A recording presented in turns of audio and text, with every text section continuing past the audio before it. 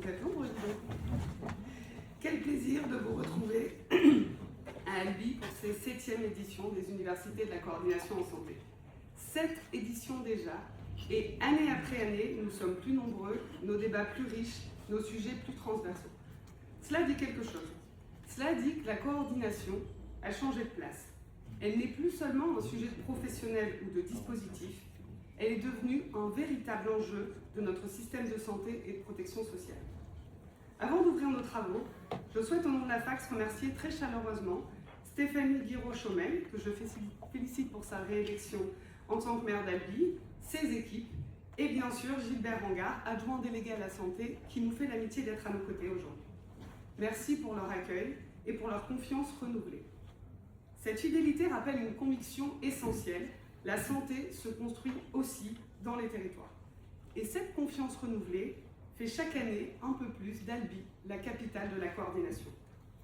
Je veux également remercier la présidence et l'ensemble des équipes représentées ici par Christelle Farang, directrice de l'Institut universitaire Jean-François Champollion, qui nous accueille pour cette nouvelle édition.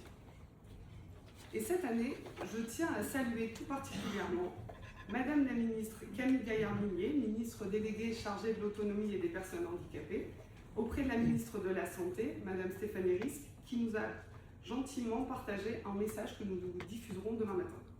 Monsieur François Mangin-Lecreux, directeur général de l'Agence régionale de santé Occitanie et ses équipes, l'ARS Occitanie est un partenaire et un soutien de l'événement depuis sa création.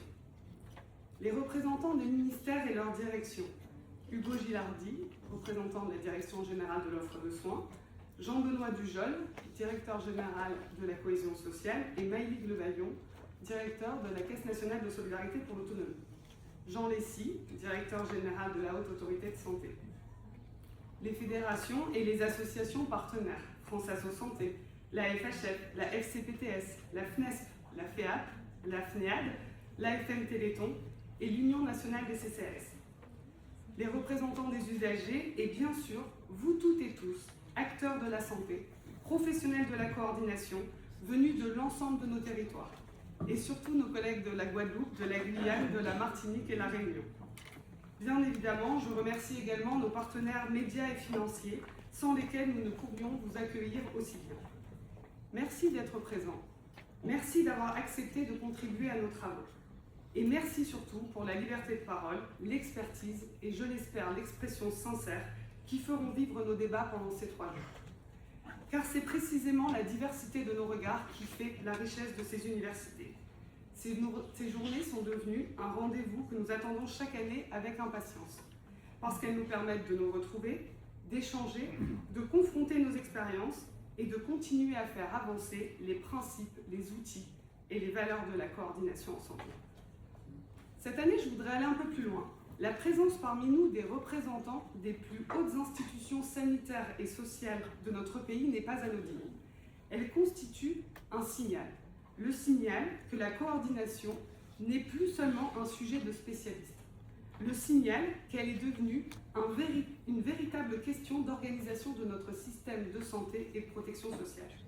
Et peut-être également le signal que celles et ceux qui font vivre quotidiennement cette coordination dans les territoires sont aujourd'hui davantage écoutés, entendus et reconnus.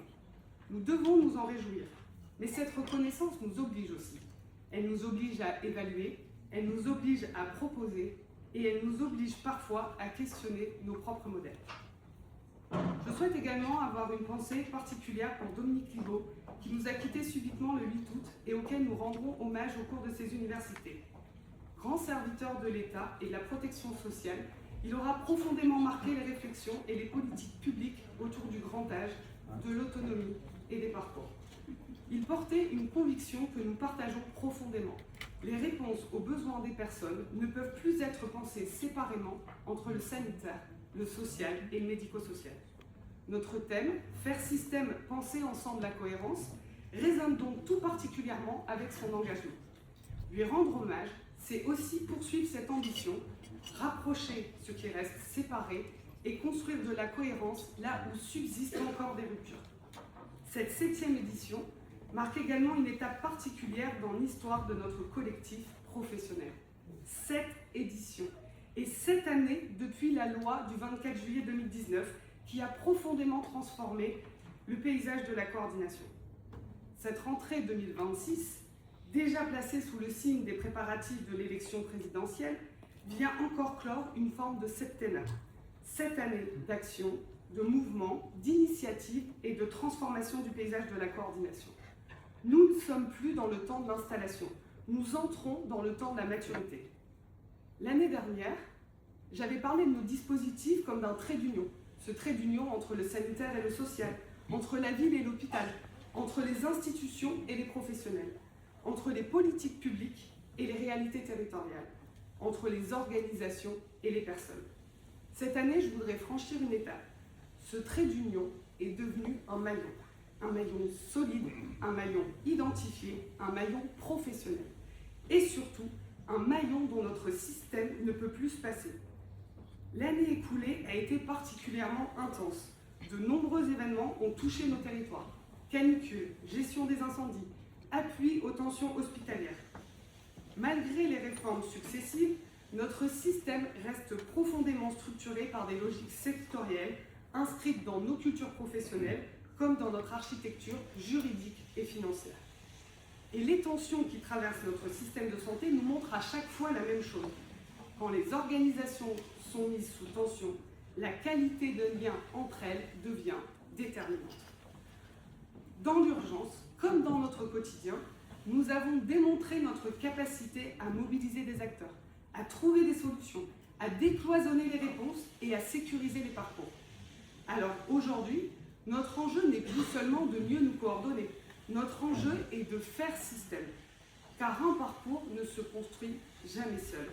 Il traverse des professionnels, des temporalités d'action, des institutions, des territoires, des compétences et parfois encore beaucoup trop de frontières. Nous avons créé des dispositifs, nous avons développé des expertises, nous avons multiplié les coopérations, mais faire système exige désormais d'aller plus loin. C'est accepter de regarder au-delà de nos propres organisations. C'est partager des référentiels, des repères et une responsabilité collective. C'est ne plus se demander qui fait quoi, mais se demander comment ce que nous faisons ensemble peut réellement, c'était presque bien, comment ce que nous faisons ensemble produit-il réellement de la cohérence? Et peut-être devons-nous commencer par inverser définitivement notre manière de penser. Arrêter de penser les parcours depuis nos structures pour commencer à penser nos structures depuis les parcours. C'est tout le sens de cette 7e édition, Faire système, penser ensemble la cohérence. Je voudrais, pour ouvrir ces universités, poser 7 enjeux qui pourront traverser nos travaux au cours de ces 3 jours. Premier enjeu, ne plus enfermer la complexité dans une définition administrative. La complexité n'est pas une catégorie de gestion. Elle est la réalité mouvante des parcours, des vulnérabilités, des ressources disponibles et des territoires. Notre force doit rester notre capacité d'adaptation. Deuxième enjeu, assurer la pérennité de la coordination. Si nous considérons que ce maillon est devenu essentiel, alors nous devrons poser la question de son financement. Un service essentiel ne peut durablement reposer sur l'incertitude. Nous devons donc ouvrir le débat sur une reconnaissance plus structurelle de la coordination dans le financement de notre système de santé et de protection sociale. Troisième enjeu, clarifier les responsabilités territoriales. État, CNSA, ARS, départements, préfectures, communes, acteurs de proximité. Nous devons mieux articuler les responsabilités et les compétences de chacun. Parce que la coordination peut être structurée nationalement, mais elle se concrétise toujours dans le territoire. Quatrième enjeu, anticiper l'intelligence artificielle et les transformations technologiques. La question n'est plus de savoir si elles transformeront nos métiers, elles les transforment. La question est désormais de savoir comment, pourquoi faire, au bénéfice de qui. Cinquième enjeu, continuer à cultiver la pluridisciplinarité. Parce qu'un parcours complexe ne peut pas être réduit à une pathologie ou à un professionnel. Il croise la santé, le social, l'autonomie, le logement, l'environnement familial et les ressources du territoire. Le parcours de santé complexe doit pouvoir s'appuyer sur deux expertises indissociables, l'expertise sanitaire et l'expertise sociale. Sixième enjeu, préserver notre capacité d'innovation et de réactivité.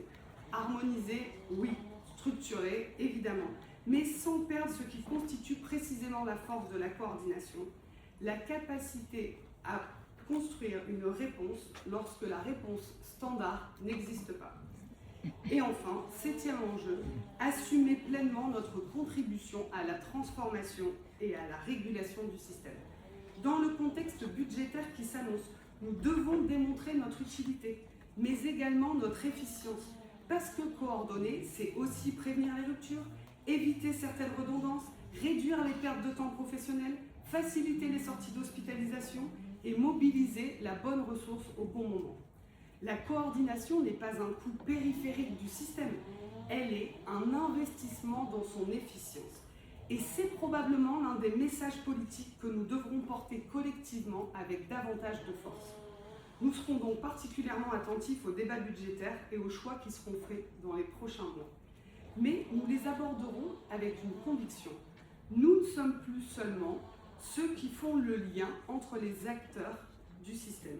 Nous sommes devenus l'un des acteurs du système qui permet au système de tenir ensemble. C'est une responsabilité, c'est une exigence, mais c'est également une formidable ambition collective. Alors pendant ces 3 jours, débattons, interrogeons-nous, confrontons nos modèles, acceptons de nous remettre en question et faisons émerger des propositions. Parce que faire système ne signifie pas penser tous de la même manière. Faire système, c'est être capable, à partir de responsabilités, de métiers, de cultures différentes, de construire une direction commune. Et surtout, de ne jamais perdre de vue celui pour lequel tout cela existe, la personne et son parcours. Simone Veil nous a rappelé, la sécurité sociale n'appartient pas à l'État, elle appartient à tous les Français. Alors, osons le parallèle. Un parcours de santé n'appartient à personne, mais sa réussite appartient à tout le monde, ni au sanitaire, ni au médico-social, ni au social, ni à un dispositif plutôt qu'un autre. Le parcours appartient d'abord à la personne. Mais sa cohérence et sa soutenabilité financière, elles, nous obligent tous. Et peut-être que faire système, c'est simplement ça. Cesser de se demander qui est responsable du parcours pour comprendre que nous sommes tous co-responsables. Parce que, au bout du compte, la personne ne devrait pas avoir à coordonner lui-même ce que le système n'a pas su relier. Je vous souhaite à toutes et à tous une très belle 7e édition des Universités de la coordination en santé. Bienvenue à lui et maintenant, faisons système.